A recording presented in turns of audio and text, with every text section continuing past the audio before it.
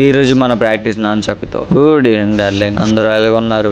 ఈరోజు టాపిక్ లోకి వస్తే ఈ రోజు మీరు ఎన్నో తెలుసుకుంటారు, చూస్తారు, నేర్చుకుంటారు, అర్థం చేసుకుంటారు. ఇంకా మార్నింగ్ కాలేజ్కి వెళ్ళి ఈవినింగ్ రిటర్న్ అయిపోయి చాలా రోజుల తర్వాత మళ్ళీ ఓట్ మిల్ తీసుకుంటున్నాను. బట్ ఈసారి బేక్ చేసుకోవాలి. ఇది చక్కగా కంప్లీట్ చేసుకొని ఇన్ని రోజులు అసలు హెల్త్ బాగాలేదు కదా, ఇప్పుడు కూడా ప్రెసెంట్ అయితే బాగాలేదు. బట్ స్టార్ట్ చేసాం అలాగే. ఇక స్టార్ట్ చేసే ముందు క్యాజువల్ గా వార్మ్ అప్స్ చేసుకున్నాం. ఇక మన ప్రాక్టీస్ చూడండి ఈరోజు ఎలా ఉంటుందో. సో మనం తెలుసుకోవాల్సింది బ్యాలెన్స్ పాయింట్.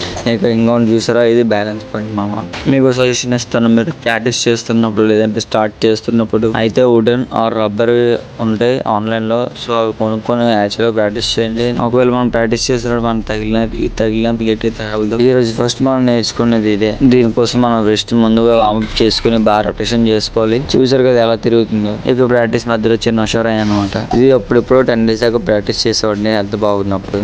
బ్రూస్లో ట్రై చేశాను కానీ ఇది అయింది. పుర్ర మీద చాలా గట్టి తగిలింది అనమాట. దానికన్నా ముందు నెయిల్ మీద కూడా తగిలింది. నెయిల్ మీద తగిలింది అర్థం చేసుకోండి ఎంత నొప్పి ఉంటుందో. ఇక మనం క్యాజువల్ గా ప్రాక్టీస్ చేసాం.